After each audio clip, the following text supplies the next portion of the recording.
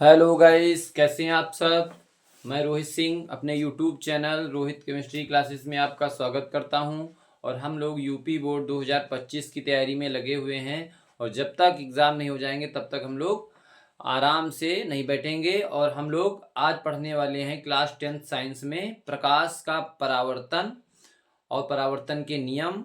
और फिर इसके बाद पढ़ेंगे हम लोग प्रकाश का अपवर्तन और अपवर्तन के नियम। दोनों ही बहुत ही महत्वपूर्ण टॉपिक हैं, इनसे प्रश्न यूपी बोर्ड एग्जाम में पूछे जाते हैं। जल्दी से वीडियो को लाइक कीजिए और आइए हम लोग पढ़ते हैं कि और हम लोगों ने पिछला वीडियो हम लोगों का आप लोग देख लीजिएगा जाके, उसमें हमने आपको बताया है कि प्रकाश क्या है, प्रकाश के क्या स्रोत हैं, प्रकाश के क्या गुण हैं। वहीं से आप प्रकाश के बारे में इतना बेसिक चीज पढ़ लेंगे। उसके बाद आगे हम लोग पढ़ते हैं प्रकाश का परावर्तन। और प्रकाश को एक बार हम लोग फिर बता दें कि प्रकाश क्या है। हमने कल बताया था कि ऐसा विकिरण या वह ऊर्जा जो हमारी आंखों में क्या करती है, दृष्टि संवेदना उत्पन्न करती है, प्रकाश कहलाती है। ठीक है, जिसके कारण हमारी आंख अपने चारों ओर वस्तुओं को देख पाती है। तो हम लोग पढ़ेंगे आज प्रकाश का परावर्तन। रीडिंग लगाएंगे हम लोग प्रकाश का परावर्तन। प्रकाश का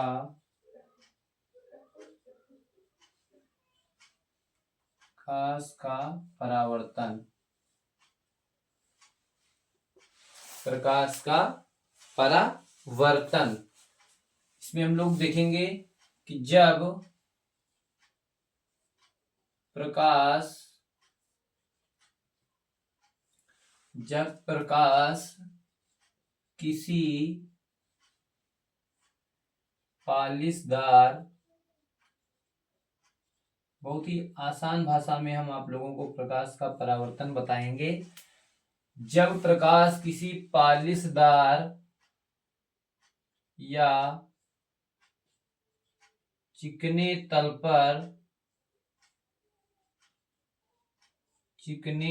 पर गिरता है, या आपतित होता है भी लिख सकते हैं। चिकने तल पर गिरता है तो उसका अधिकांश भाग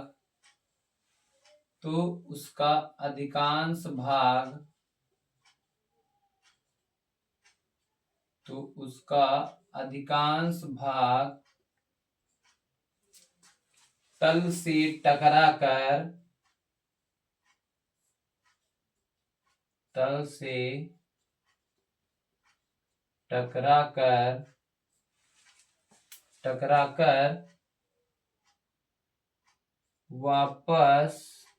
टकराकर वापस उसी माध्यम में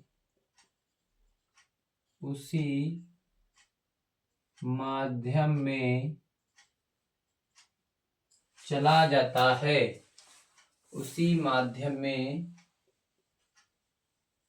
चला जाता है। ठीक है, इसके आगे लिखेंगे प्रकाश के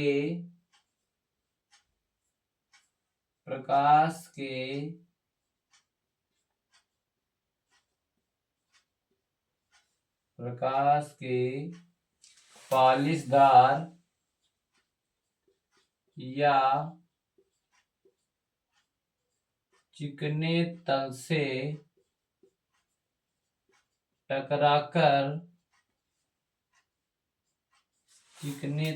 टकराकर वापस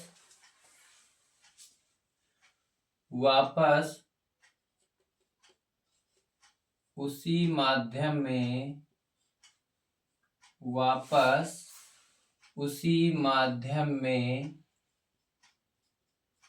लौटने की प्रक्रिया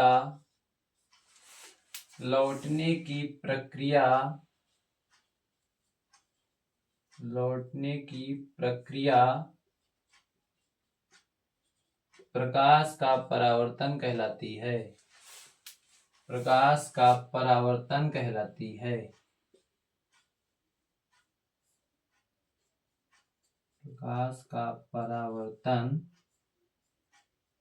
कहलाती है। इतनी सी बात हमको अगर प्रश्न में आता है कि प्रकाश के परावर्तन से आप क्या समझते हैं, प्रकाश परावर्तन के नियम लिखिए, तो हम लोग प्रकाश परावर्तन के बारे में बताएंगे कि जब प्रकाश किसी पालिशदार या चिकने तल पर गिरता है तो उसका अधिकांश भाग, जो प्रकाश उस चिकने तल पर गिर रहा है उसका अधिकांश भाग उस पालिशदार सतह से या चिकने तल से टकराकर वापस उसी माध्यम में चला जाता है।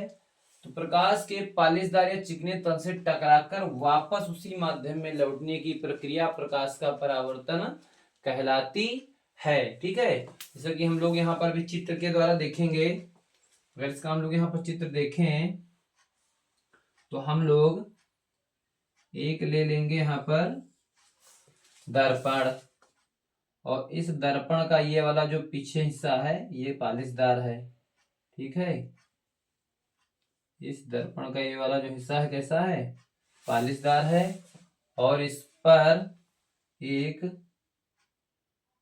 बीच में हम लोग खींच लेते हैं क्या, अभिलंब।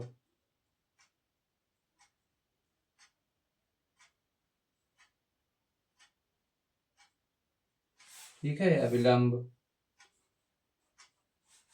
और इस अभिलंब इस पॉइंट पर जो यहां से आपतित किरण आ रही है,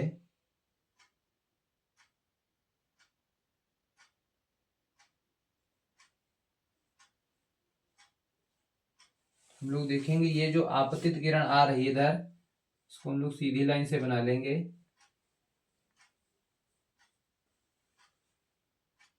ये आपतित किरण है, और ये इसी उसी माध्यम में, जिस माध्यम से किरण आई है उसी माध्यम में क्या हो जाएगी, वापस हो जाएगी। तो इसको कहेंगे हम परावर्तित किरण, इसको हम लोग लिख देंगे परावर्तित किरण, इसको हम लोग लिख देंगे परावर्तित किरण, क्योंकि ये उसी माध्यम में इस तल से टकराकर, इसको हम लिख देंगे नीचे क्या है हमारा, दर्पण है, क्या है, दर्पण, मिरर मान लेते हैं इसको। ये दर्पण हमारा M है, और ये जो आपतित किरण हमारी A है, इसको पॉइंट को B मान लेंगे, तो इसको यहाँ पर C मान लेंगे, और इसको अभिलंब को यहाँ पर N मान लेंगे। ठीक है, तो ये हमारा अभिलंब है बीच में। तो इसमें देखेंगे कि ये किरण जो है इस माध्यम से इस चिकने या पालिशदार सतह पर गिर रहा है, और इसी जिस बिंदु पर गिर रहा है ये बिंदु कहलाता है आपतन बिंदु। जिस बिंदु पर आपतित किरण गिर रही है उस बिंदु को बोलते हैं आपतन बिंदु, और ये जो किरण गिर रही है चिकने सतह पर इसको कहते हैं आपतित किरण। इसको क्या कहते हैं, आपतित किरण। और इस आपतित किरण और अभिलंब के बीच में जो कोण बनता है इसको बोलते हैं हम लोग आपतन कोण। इस कोण को हम लोग बोलते हैं आपतन कोण। इसको स्मॉल आई से दिखाते हैं, स्मॉल आई से दिखाते हैं। और अभिलंब तथा परावर्तित किरण के बीच ये जो एंगल बनता है इसको हम लोग बोलते हैं परावर्तन कोण। परावर्तन कोण, रिफ्लेक्शन एंगल बोलते हैं इसको, दिखाते हैं स्मॉल आर से, स्मॉल आर से दिखाते हैं। तो जो भी आपतित किरण है जिस माध्यम में आ रही है, जिस माध्यम से, और ये चिकने सतह या पालिशदार सतह से टकराकर उसी माध्यम में देखो ये वापस चला जा रहा है, इसका अधिकांशता भाग इस आपतित किरण का उसी माध्यम में क्या हो जाता है, वापस लौट जाता है, परावर्तित हो जाता है, इसीलिए इसको कहते हैं परावर्तित किरण। और बीच में हमारा क्या है, अभिलंब है, और ये हमारा क्या है, M दर्पण है। इसको चाहे तो M1 M2 कर लें या M ही मान लें, कोई दिक्कत नहीं। ठीक है, तो ये फिगर हम लोग बनाएंगे, और इसी से हमारे जो है इसमें दो नियम निकलते हैं। इसमें परावर्तन के नियम जो हैं, परावर्तन,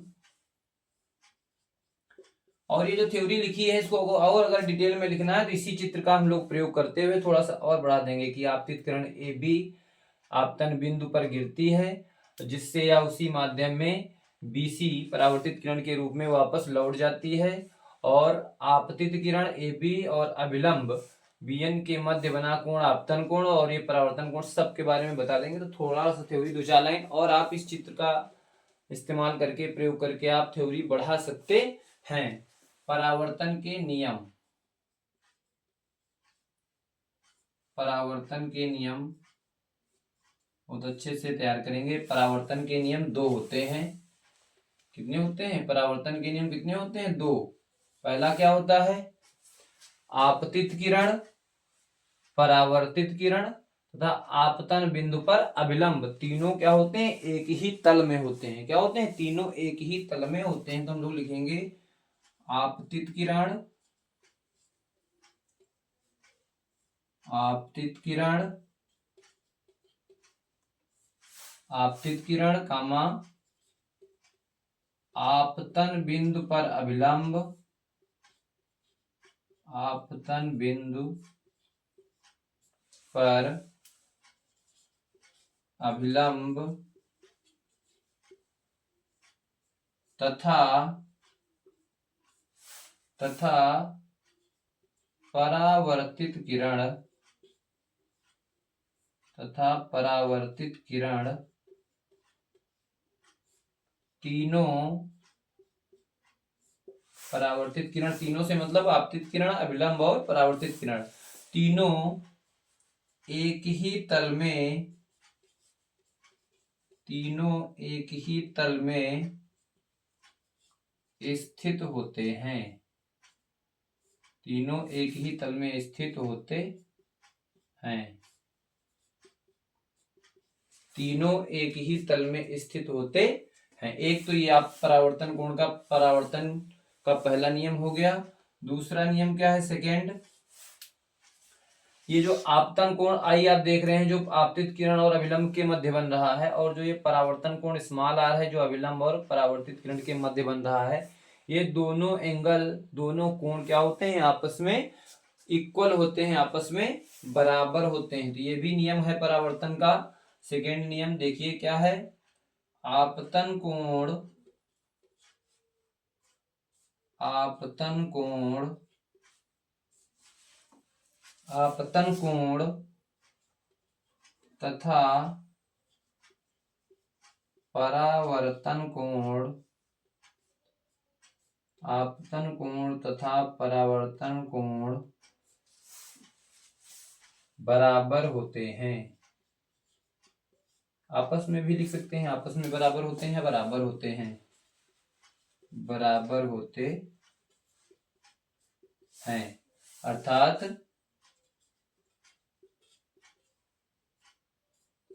क्या हो जाएगा? एंगल आई बराबर एंगल स्मॉल आर, एंगल आई बराबर एंगल स्मॉल आर, यानी कि आपतन कोण बराबर परावर्तन कोण स्मॉल आर।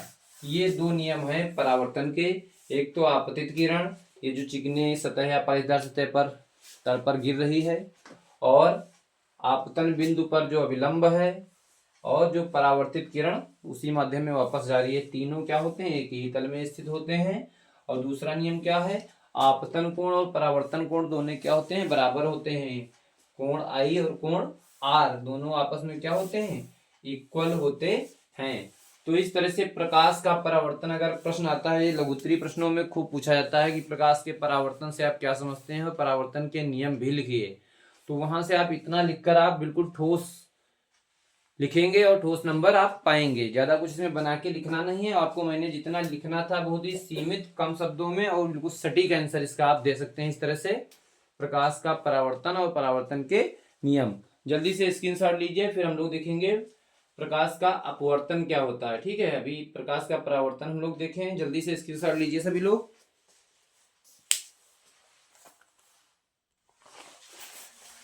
अब हम लोग देखेंगे प्रकाश का अपवर्तन। हेडिंग लगाएंगे हम लोग, प्रकाश का अपवर्तन, प्रकाश का अपवर्तन, प्रकाश का अपवर्तन। इसमें हम लोग लिखेंगे जब प्रकाश किरण, जब प्रकाश किरण एक माध्यम से, जब प्रकाश किरण एक माध्यम से, एक माध्यम से दूसरे माध्यम में, एक माध्यम से दूसरे माध्यम में प्रवेश करती है, तो उसके पथ में, उसके मार्ग भी लिख सकते हैं, तो उसके मार्ग या पथ, तो उसके पथ में परिवर्तन की घटना या प्रक्रिया, परिवर्तन की घटना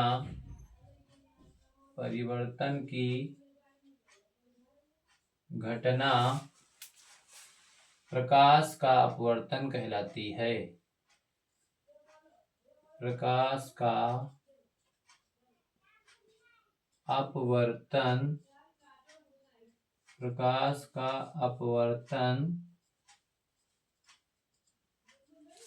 कहलाती है।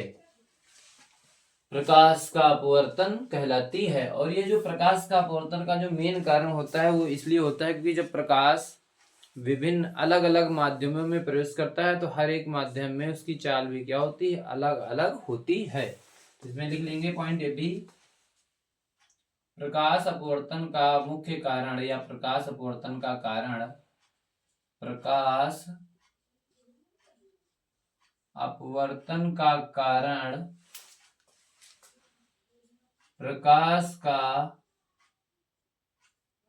प्रकाश का विभिन्न माध्यमों में, प्रकाश अपवर्तन का, सेंटेंस अगर गड़बड़ हो रहा है उसको करेक्ट कर लेंगे। प्रकाश अपवर्तन का कारण, इसमें से डिस्टर्ब हो रहा है, ऐसे जरा सही कर लेंगे सेंटेंस को। प्रकाश अपवर्तन का कारण, प्रकाश अपवर्तन का कारण प्रकाश की चाल का विभिन्न माध्यमों में भिन्न भिन्न होना या अलग अलग होना, विभिन्न माध्यमों में भिन्न भिन्न होना।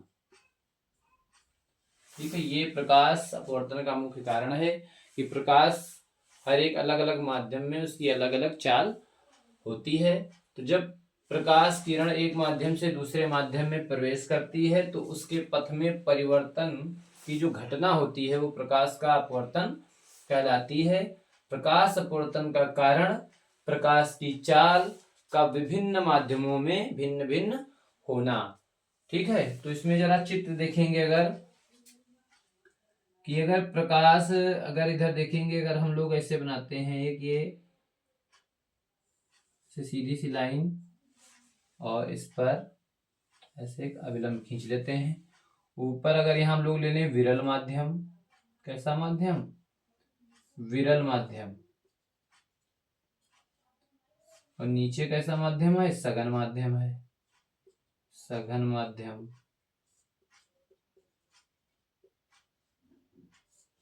सघन माध्यम, ठीक है। विरल माध्यम से मतलब मान लो जैसे वायु है, सघन माध्यम में मान लेते जैसे जल है।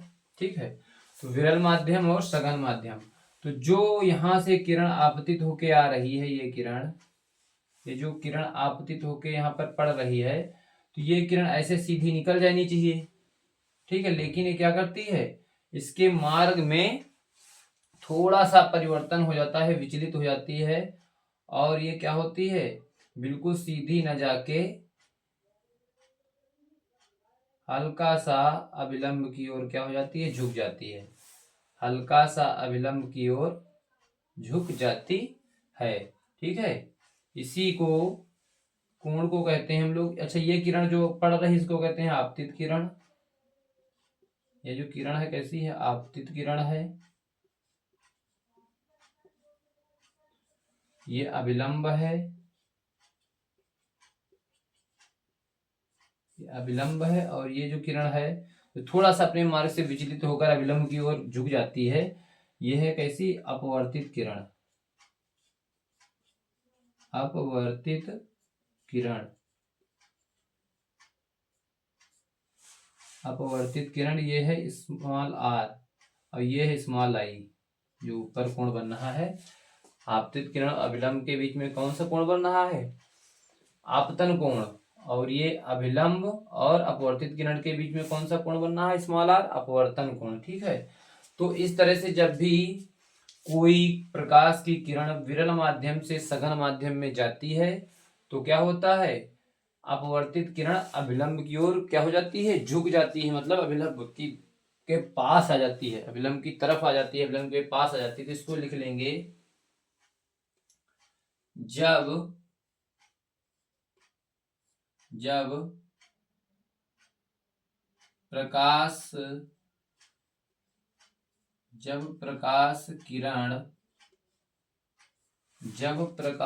किरण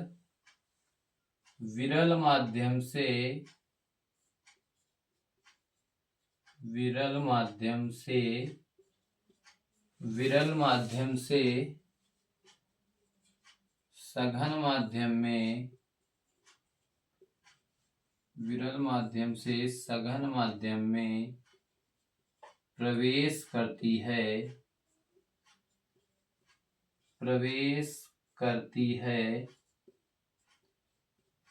तो अपवर्तित किरण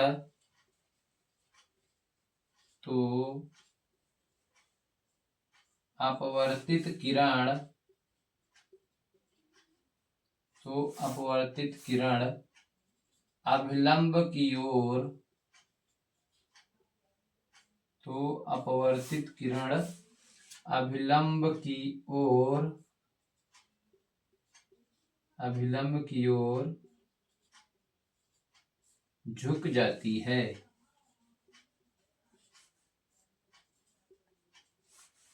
जैसा कि आप यहाँ देख रहे हैं, जब आपतित किरण प्रकाश किरण क्या हो, विरल माध्यम से सघन माध्यम में आ रही है तो ये क्या हो रही? सीधे ना निकल के थोड़ा सा अभिलंब की ओर पास आ जाती है। यानी कि ये जो कोण होता है आपतन कोण, ये बड़ा होता है और ये जो अपवर्तन कोण है स्मॉल आर, ये क्या हो जाता है? छोटा हो जाता है, थोड़ा सा अभिलंब की ओर झुक जाती है, जिसकी वजह से एंगल कम हो जाता है। तो यही सेंटेंस हमने यहाँ पर लिखा है। दूसरा सेंटेंस क्या बनेगा यहाँ पर? जब उल्टा फिगर कर दें, ठीक है, जब फिगर क्या हो जाए? उल्टा। जब माध्यम कैसा हो जाए? ऊपर सघन, नीचे कैसा माध्यम हो जाए? विरल। ये चित्र जल्दी से बना लीजिएगा, फिर हम लोग दूसरा चित्र बनाते हैं क्योंकि स्पेस है कम। यार चलो यहीं पर देखते हैं, थोड़ा सा बना के समझने का प्रयास करिएगा कि अगर चित्र स्पेस दिखेगा नहीं दिखेगा। चलो ये चित्र बन गया, और जरा इसको बना लीजिए, फिर रफ करके इसी में बनाते हैं हम लोग।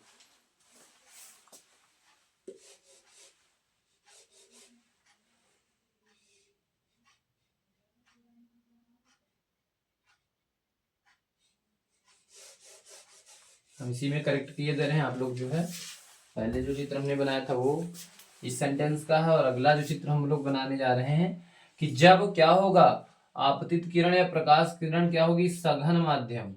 अभी तो हम लोगों ने विरल से सघन माध्यम वाला बनाया था। जब सघन माध्यम से आ रहा हो और दूसरा माध्यम जिसमें जा रही है प्रकाश किरण, वो कैसा हो? विरल माध्यम। वो माध्यम कैसा हो? विरल माध्यम। तो ये जो किरण जा रही थी इसको ऐसे सीधे निकल जाना चाहिए था, बिल्कुल जैसे आई, लेकिन ये थोड़ा सा क्या होती है? थोड़ा सा अभिलंब से दूर हट जाती है। यानी कि जो ये एंगल होता है, ये क्या होता है? Small are. ये एंगल बड़ा हो जाता है। ठीक है, इस कंडीशन में ये जो एंगल है स्मॉल आर, जिसे अपवर्तन कोण कहते हैं, ये क्या होता है? ये बड़ा होता है किससे? एंगल आई से। सही से लिख लेंगे, समझ में नहीं आ रहा हो सही से लिख लेंगे। जो एंगल आर होगा ये कैसा होगा? बड़ा होगा एंगल आई से। यानी कि अपवर्तन कोण जो होगा वो बड़ा होगा किससे? आपतन कोण से। कब? जब प्रकाश किरण सघन माध्यम से विरल माध्यम में आ रही होगी तब। और उस स्थिति में जो ये अपवर्तित किरण है, ये जो अपवर्तित किरण है ये अभिलंब की ओर न झुककर अभिलंब से दूर हटती है। क्या होती है? अभिलंब से दूर हटती है। तो दूसरा वाला भी सेंटेंस लिख लेंगे हम लोग इसमें, जब प्रकाश किरण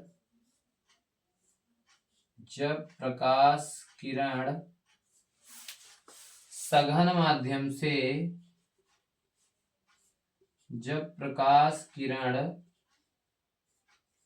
सघन माध्यम से विरल माध्यम में प्रवेश करती है, सघन माध्यम से विरल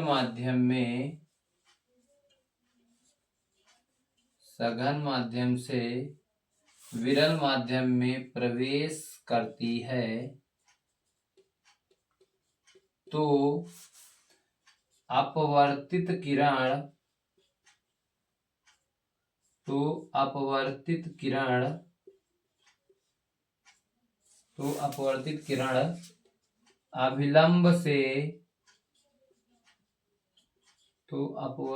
किरण अभिलंब से दूर जाती है।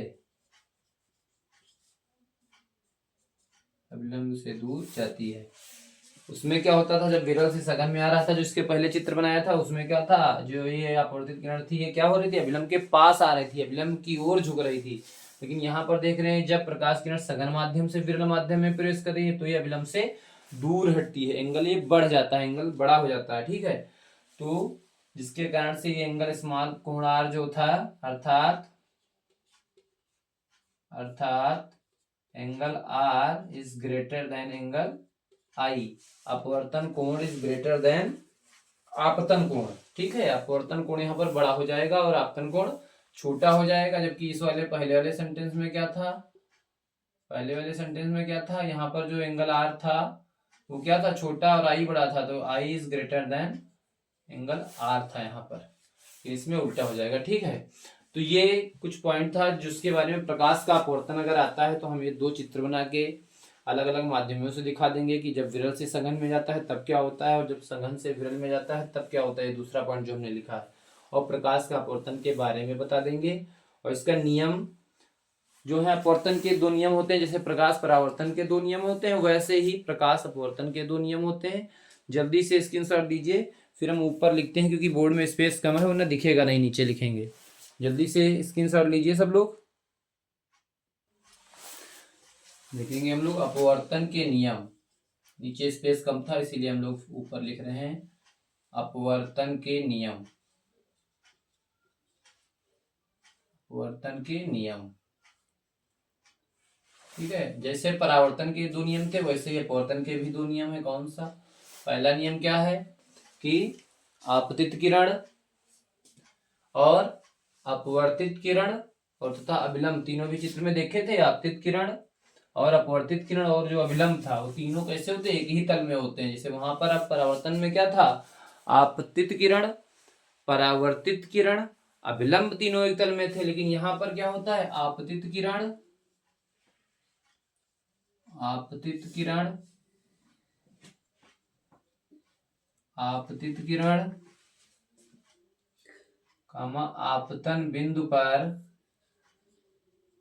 आपतन बिंदु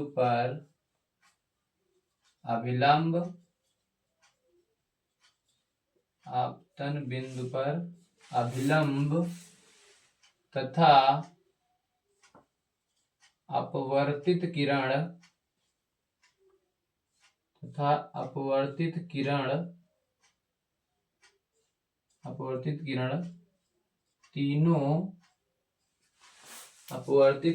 तीनों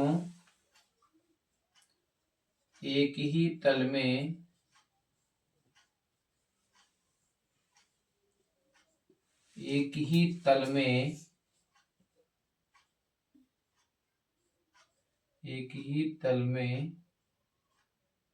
स्थित होते हैं। ठीक है, ये है पहला अपवर्तन का नियम। दूसरा नियम, जो ये किरण अभी चित्र में देखे थे, जो आपतित हो रही थी, जो आपतन कोण था, क्या था? आपतन कोण की ज्या और अपवर्तित कोण की ज्या दोनों क्या होते हैं? दोनों का अनुपात क्या होता है? कि नियतांक होता है। इसमें लिखेंगे आपतन कोण की ज्या।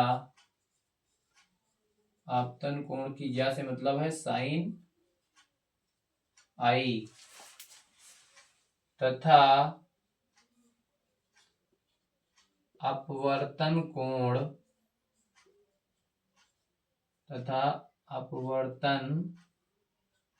कोण की ज्या ये होगी साइन स्मॉल आर। कोण की ज्या का अनुपात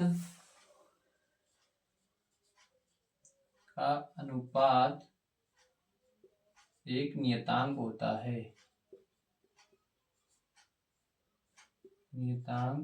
है। अर्थात क्या हो जाएगा?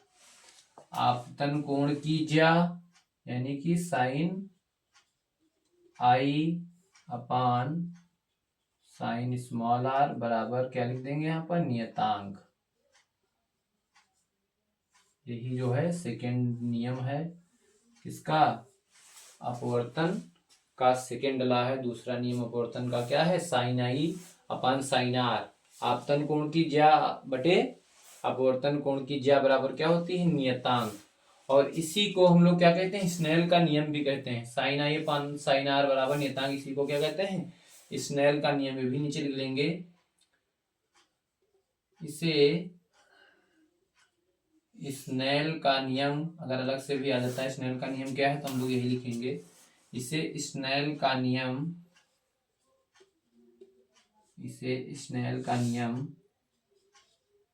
भी कहते हैं। इसे स्नेल का नियम भी कहते हैं। और ये जो नियतांक है, यह नियतांक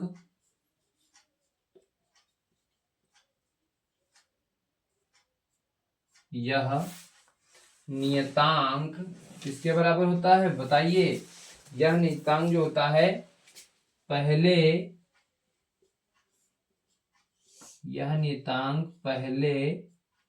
माध्यम के सापेक्ष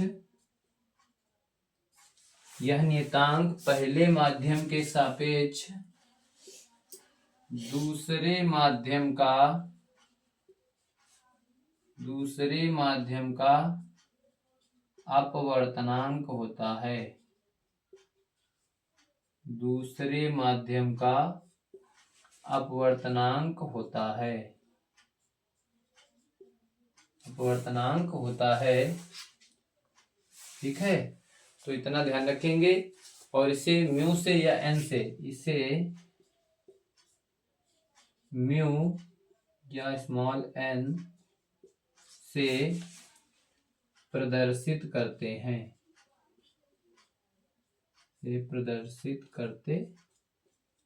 तो इतना अगर आता है प्रकाश के अपवर्तन से आप क्या समझते हैं और अपवर्तन के नियम, तो इतना लिखना आपके लिए बहुत ही कह लीजिए इनफ है। इससे ज्यादा कुछ नहीं, आपको पूरे नंबर मिलेंगे एग्जाम में। जल्दी से स्क्रीनशॉट लीजिए सभी लोग, और कमेंट में जरूर बताइएगा कि कैसी लगी क्लास। और वीडियो को लाइक जरूर किया करिए। आप लोग वीडियो को लाइक नहीं करते हैं, बहुत ही कम लाइक करते हैं लोग देख करके, और वीडियो को लाइक नहीं करते हैं। आप लोग लाइक करिए, चैनल को सब्सक्राइब कर लीजिए, और दोस्तों में अपने फ्रेंड में इसको शेयर जरूर किया करिए। Thank you for watching this video.